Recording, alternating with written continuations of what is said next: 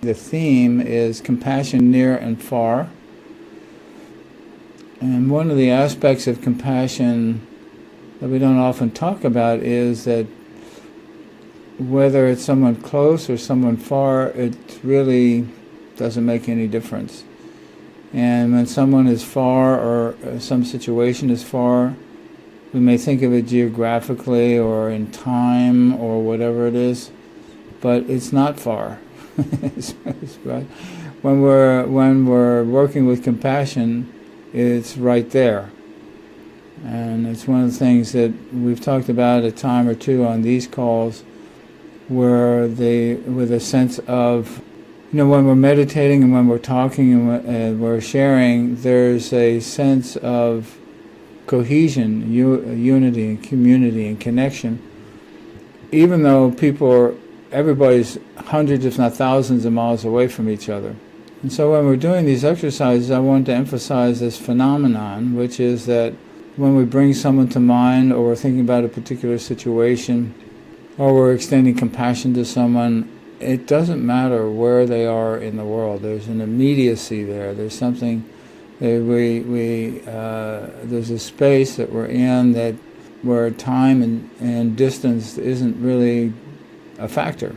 The theme comes up frequently, and a lot of people talk about the things that are going on in the world today and how difficult it is to deal with that sometimes mentally and emotionally. It's very difficult. The immediacy of it can give us a hand in terms of how to approach and how to intensify our need to let go of outcomes. There was a documentary I saw a long time ago. It was of a big ceremony in Indonesia, in Bali, and there were these 4 or 5 high priests, I guess they would be called, something like that, and the ceremony went on for a week. Now, I don't even really remember what it was or what it was about, but they were interviewing one of the priests afterwards, and he said, well, this is quite a ceremony. Yes, we do this every year, and so on and so forth. And he said, what do you think the outcome will be? And the priest said right away, I have no idea. We don't know. and it emphasizes what we talk about sometimes in here, is that we extend compassion regardless of the individual, what they've done and what they're doing. Now, if we have resentments in the way, if they truly have harmed us or other people, then we need to work through that with forgiveness. Difficult to extend compassion to somebody who has harmed us and we haven't yet forgiven them. And the last time we talked a lot about that the reason why people do things that are harmful to themselves or others is because of a certain kind of blindness. In other words, they don't see. That light isn't there to be able to see and understand and connect that hurting someone else is just like hurting themselves. And that what's dear and precious to us is also dear and precious to other people as well.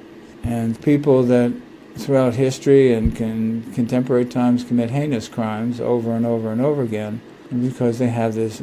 That's why Confucius said, when setting out on the road of revenge, dig 2 graves, right? Because seeking revenge is just another form of blindness. Well, then that leaves us in the really uncomfortable place. Okay, well, what do we do about this? What do we do about injustice, unjust things, and difficult things happening to ourselves and to other people?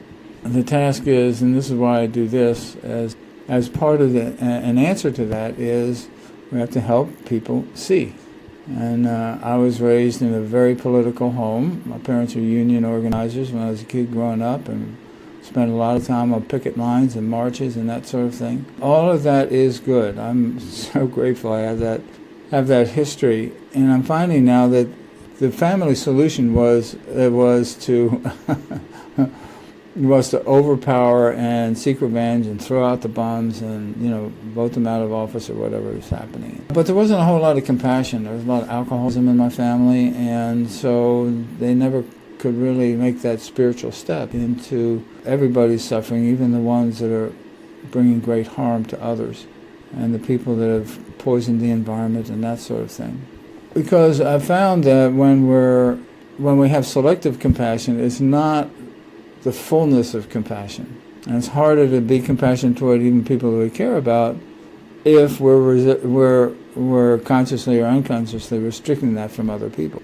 When expressing compassion to someone who's near to us, what we're going to be doing today is practicing sending that in a similar way to someone who's perhaps far away and perhaps is not behaving well, because they're just not seeing or understanding the fact that we're all connected.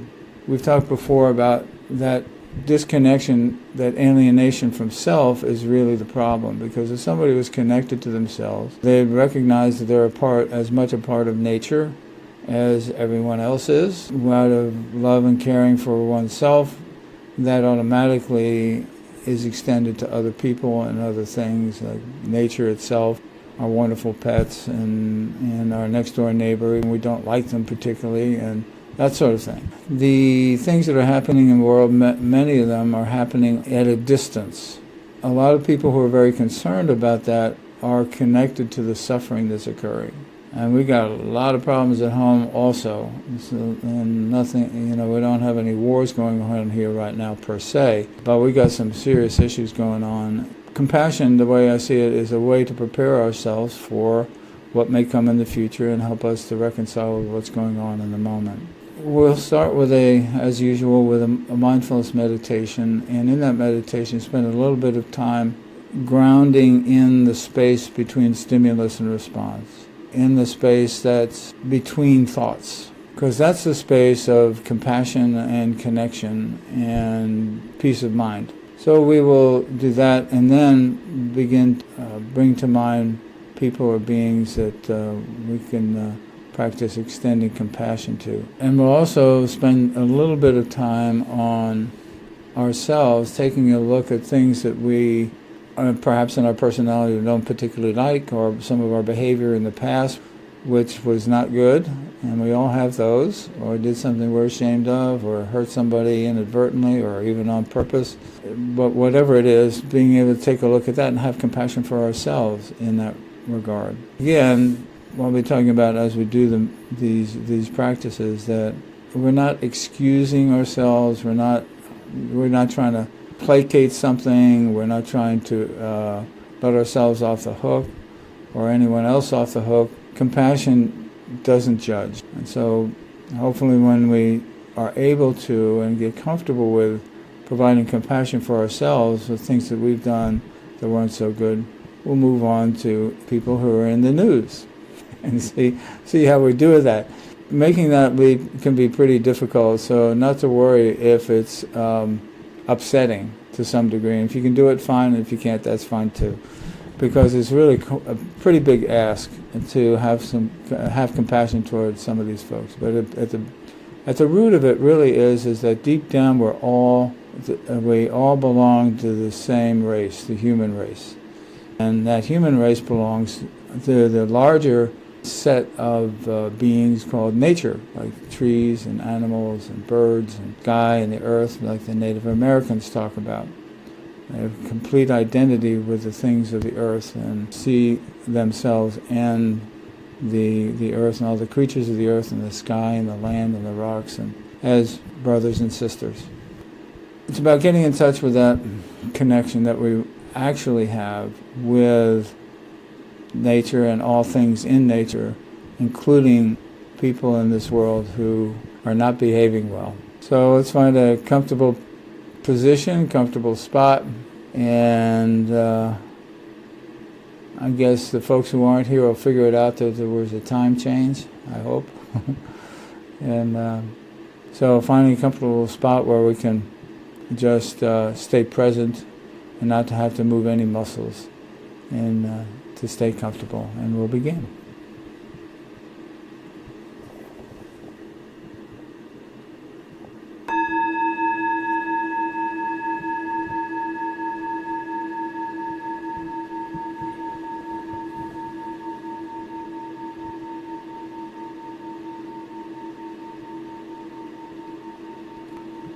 Just coming to a place of rest,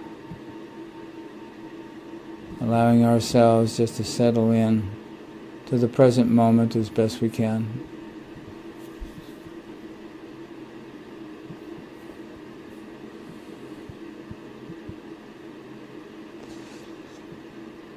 And as we do so, we can let the concerns of the day or the past or the future, so take a break.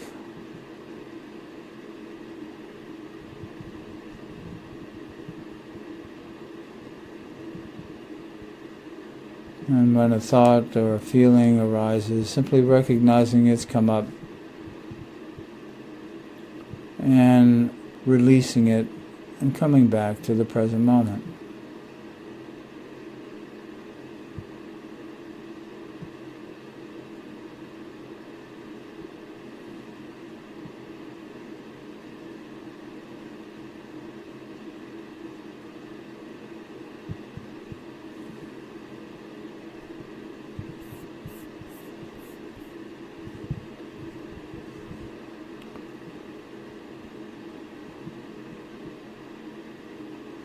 And as the breath slows and steadies,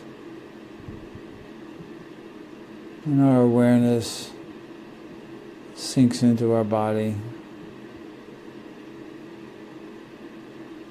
perhaps noticing the points of contact with the chair or the floor.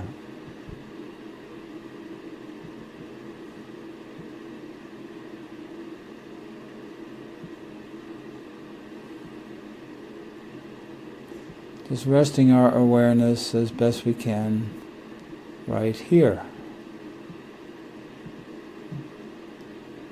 You can use the breath or the body itself or sound, whatever works for you. Or we can just rest our awareness and just be for a little while.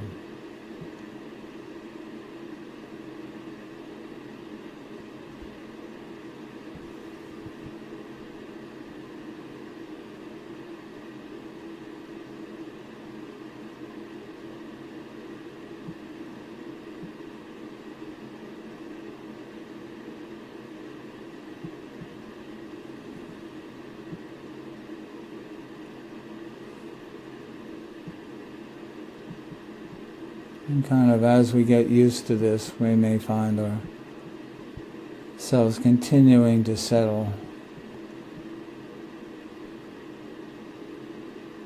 in increments.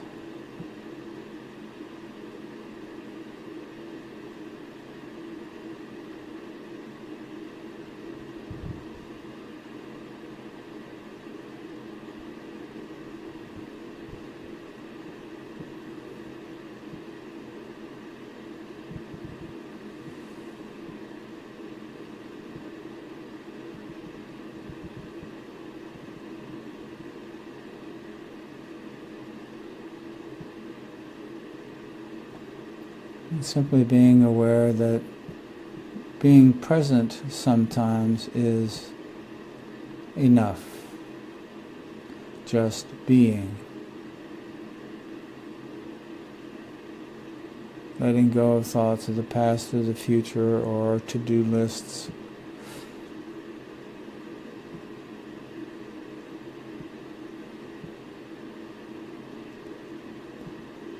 Just allowing ourselves to reside for a little bit in our true nature, our natural mind.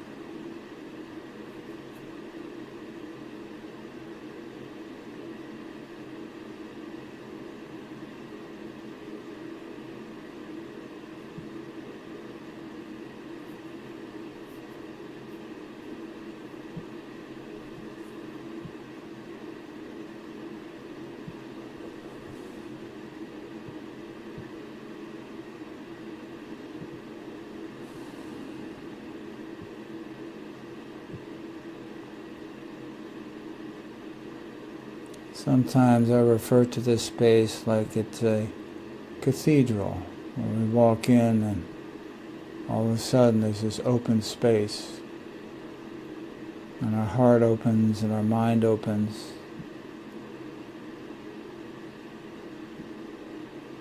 In this space between stimulus and response.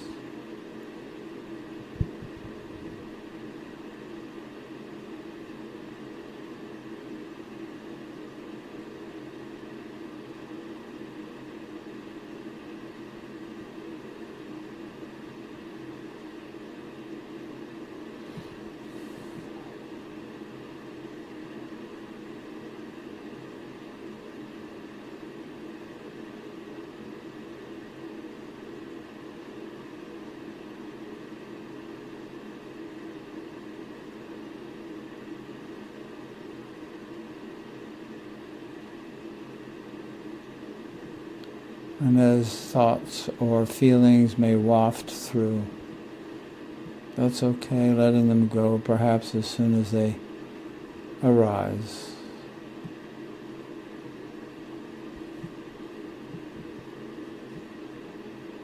Right now we don't have to be busy with anything.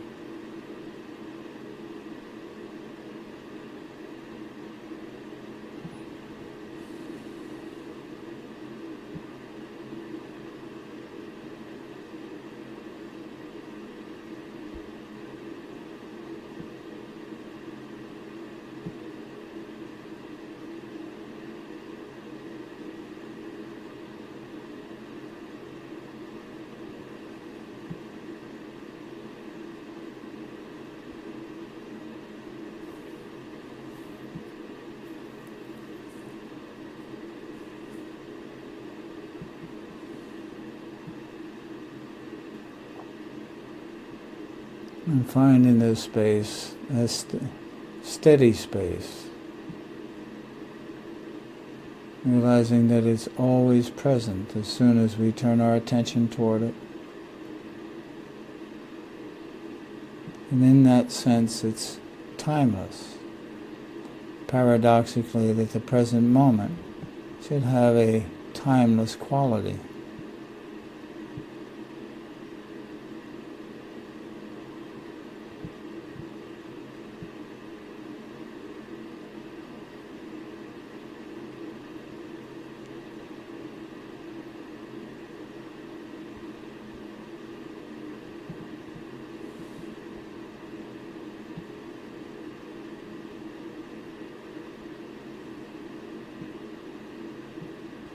And settling into a sense of ease in the present moment.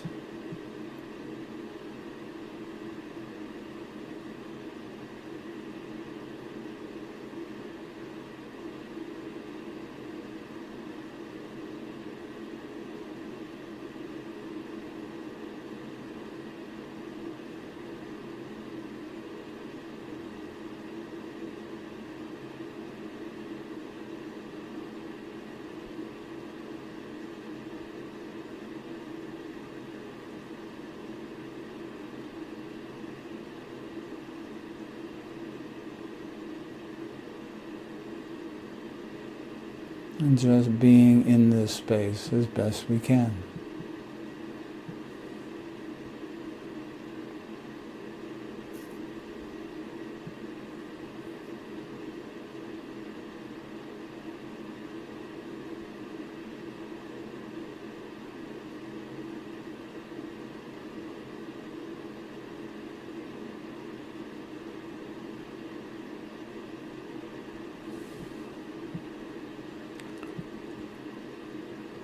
And now bringing to mind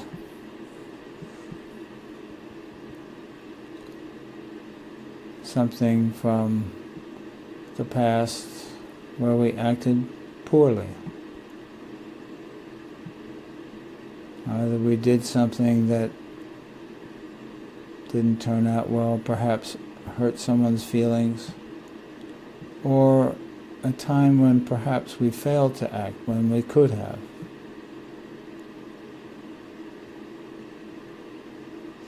Now, what I recommend on a scale of 1 to 10 to pick something about a 4 on the scale. You want to dive into the deep end with really intense emotions, but just enough to be able to do the exercise and get a feel for how this works, to build up our capacity for compassion toward ourselves and others, step by step.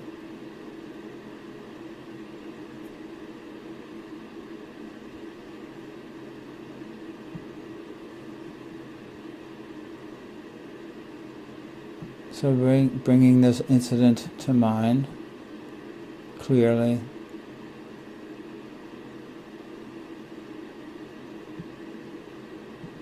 even though it may have been a long time ago, bringing it into the present moment.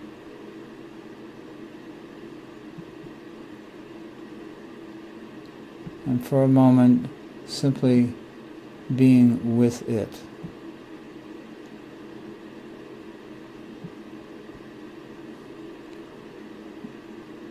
and acknowledging the feelings that are present without being overwhelmed by them.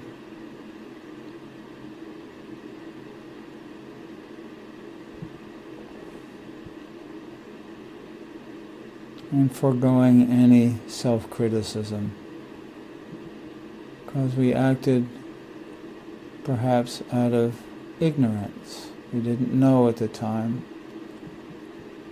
what else to do. Even though if something similar happened today, we would know what to do and how to do it differently. But at the time, we just didn't.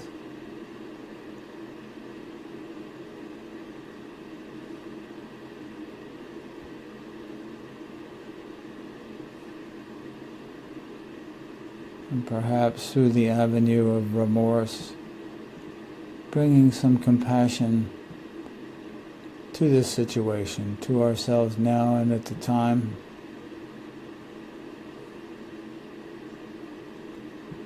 Understanding that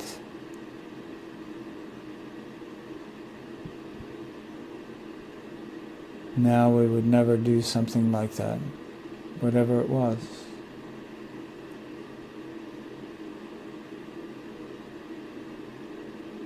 But extending that compassion for ourselves, which may include forgiveness.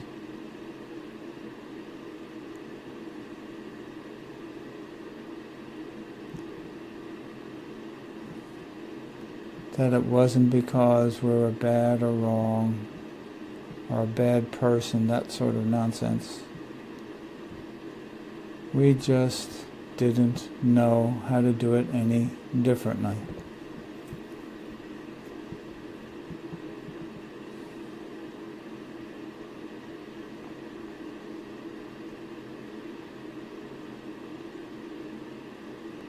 And extending that compassion to our heart at the time and our heart now.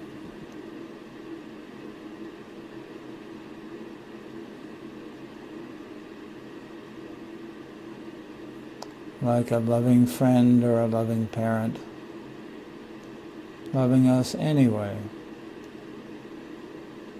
regardless of what it was we did at the time.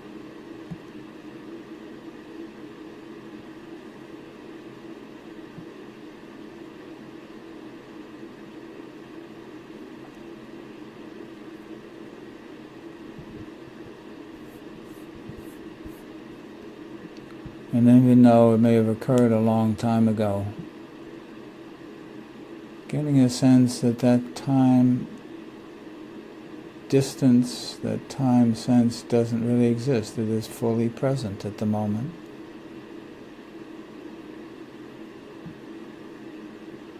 It is with us right here, right now.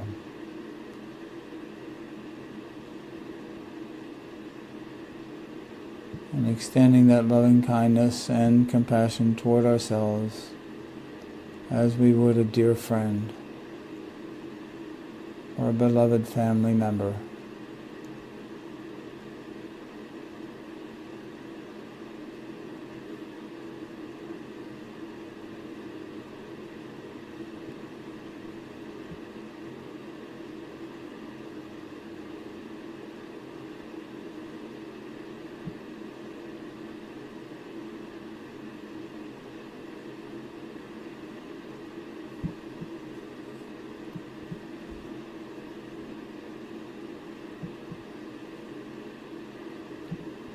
And doing our best to accept that compassion without reservation.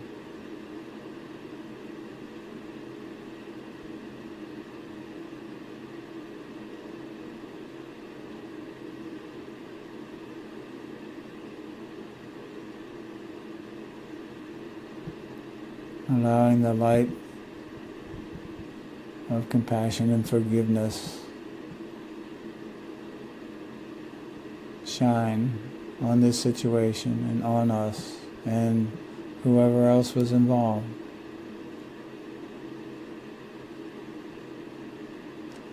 And allowing it to be transformed by the compassion.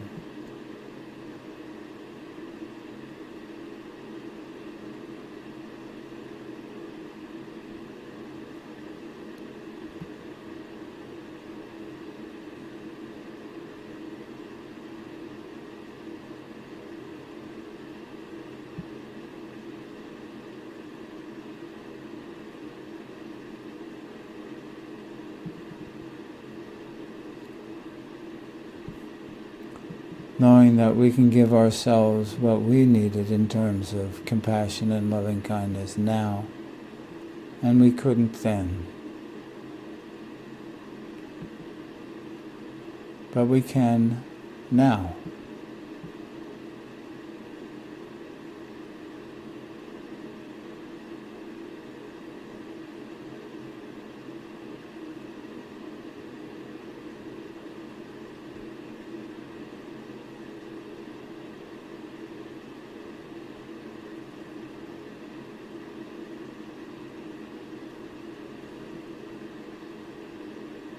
Perhaps not knowing at the time that we would grow in wisdom and understanding.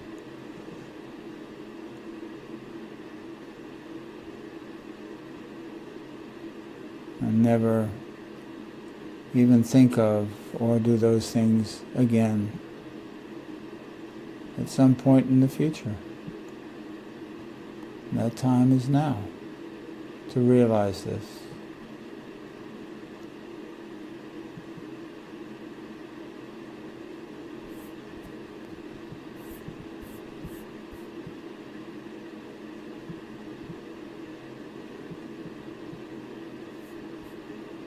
And allowing ourselves to rest in this awareness.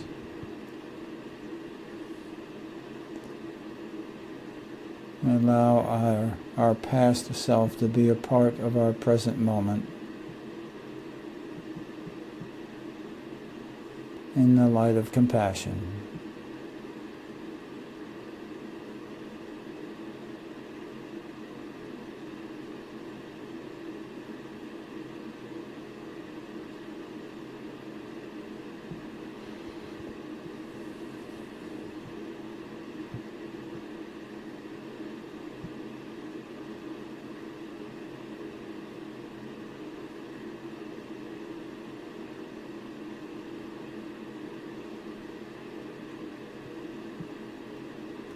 And allowing this process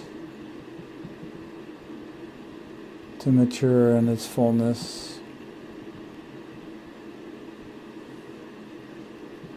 and become a part of you.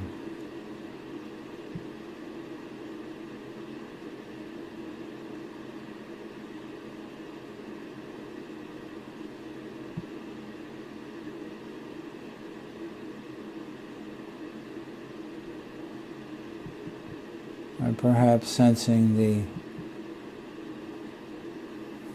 outcome of when we treat ourselves with loving kindness and compassion, even though we did things or withheld things that we would never do now.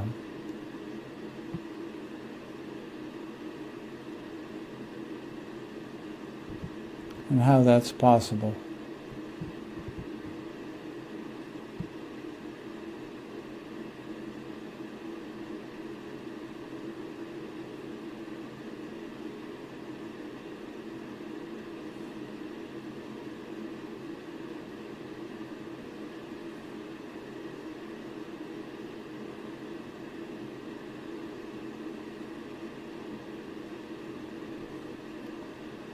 And perhaps sensing a feeling of peace as a result. Is the aftermath of forgiveness and compassion.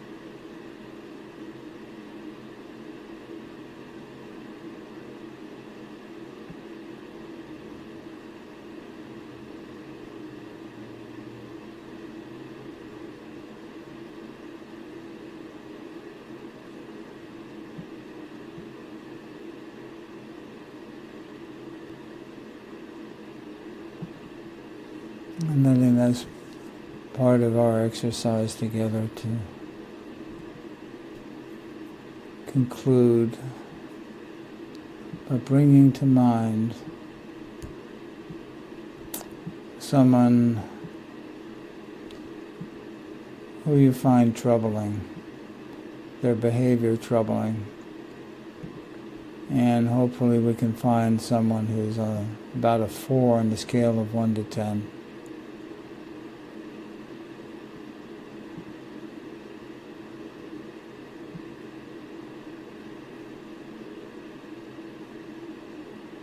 bringing them to mind.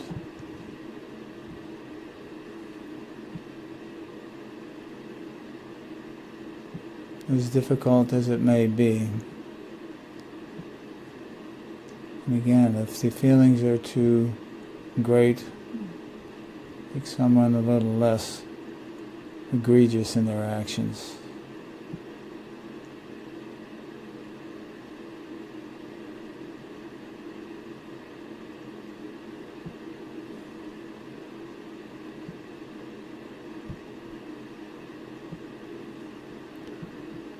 And bringing them also into this space between stimulus and response. As fully as you can.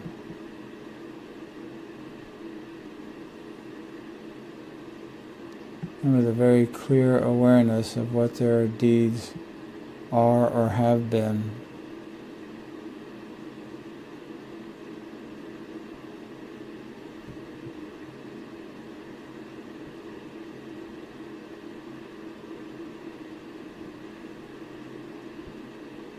Knowing that the only way they could be capable of doing whatever it was they've done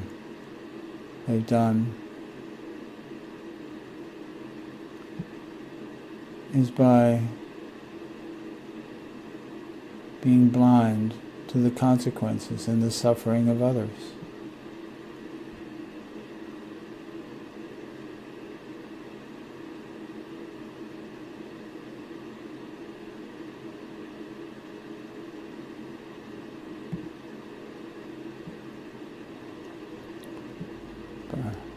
In a sense, they're like the king or queen of their own little island. And nothing else matters. And they can't see it.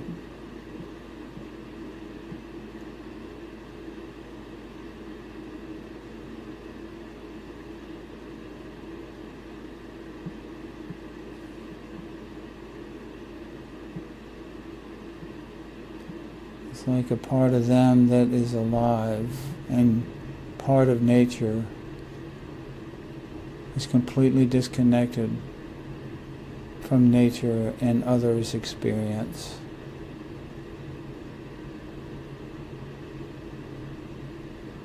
They live in their own little world.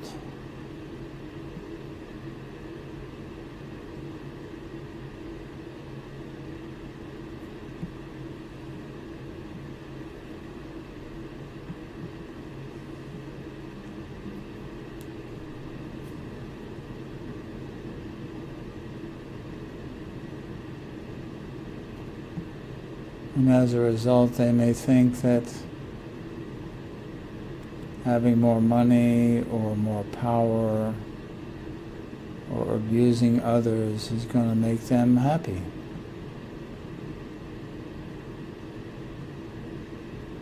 They can't even see their own suffering.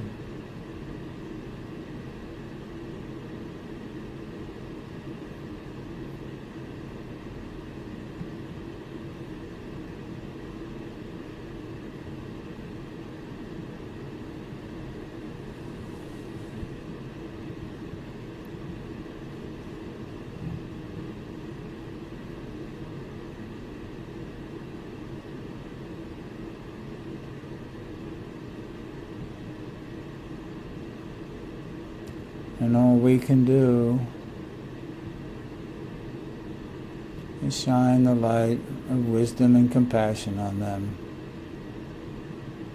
knowing that at some point they'll be able to see it and accept it and act with wisdom and compassion. It may not even in our lifetime that may come to be.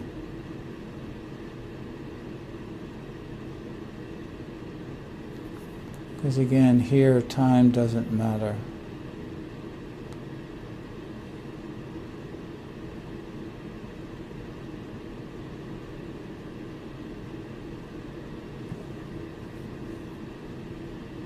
For some reason their conscience isn't present, and the absence of their conscience is allowing them to do things that are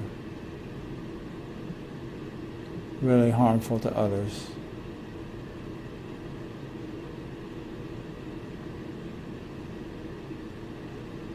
And they just don't see it.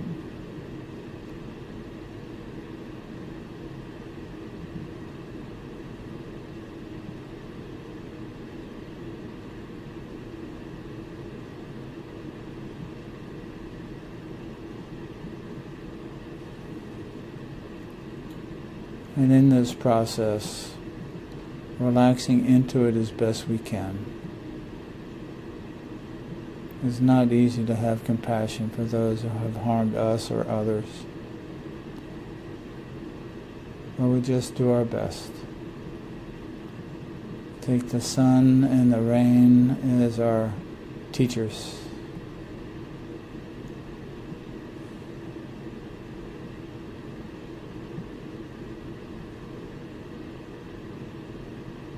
That someday they may awaken from their terrible sleep.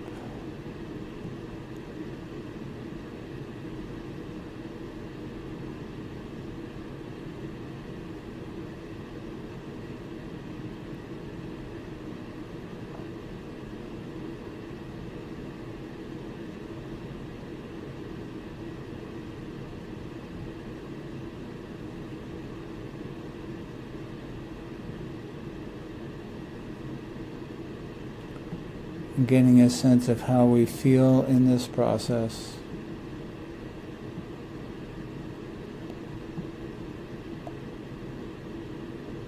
That our rancor and sense of injustice our desire for revenge, if it's present, may cool off a little.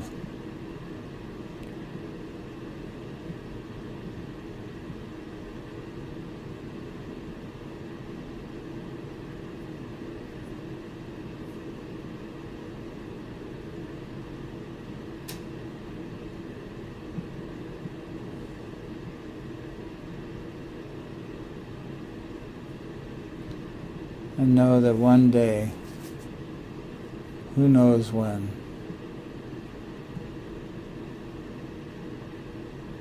they'll be able to see what they've done or what they're doing.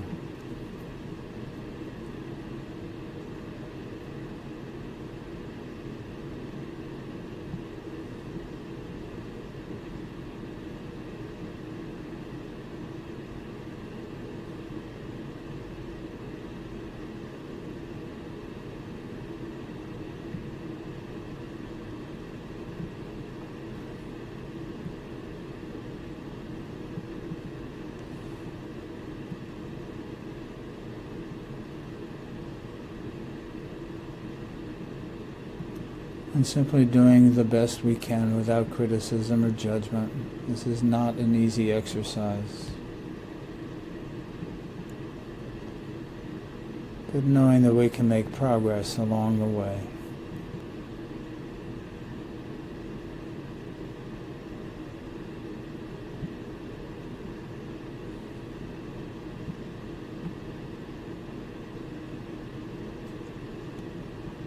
And allowing our thoughts and feelings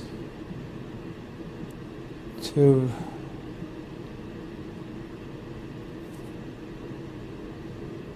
soften and letting the exercise come to its natural conclusion.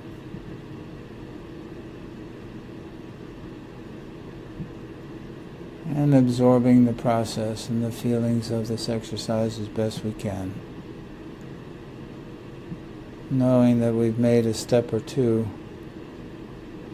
perhaps in new territory, but in the right direction.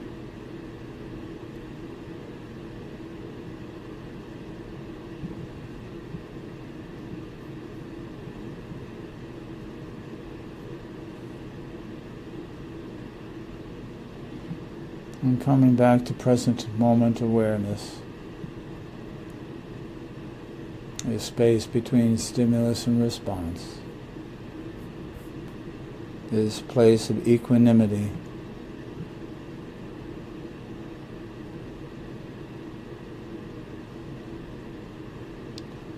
and abiding here for a little bit, as if we've been on a journey and have come home.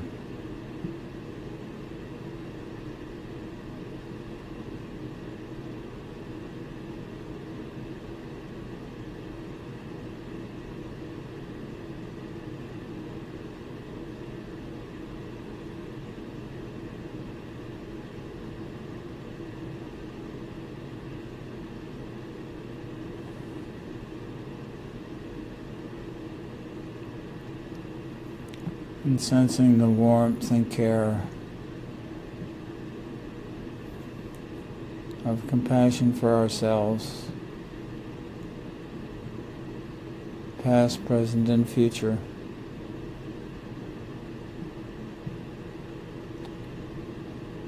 For doing this sort of work,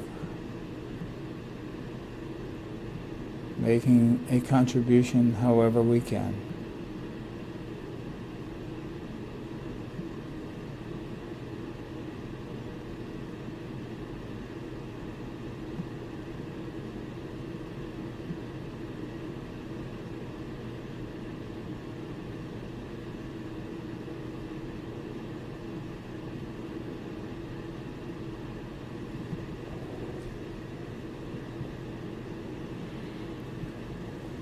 And allowing this exercise and these processes to come to conclusion, and allowing our experience to settle into our bodies and letting the body absorb it.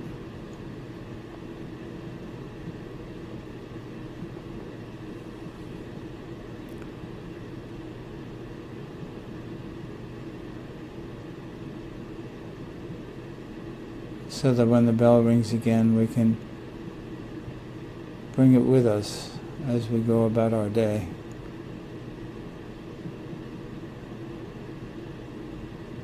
And come back to it at any time.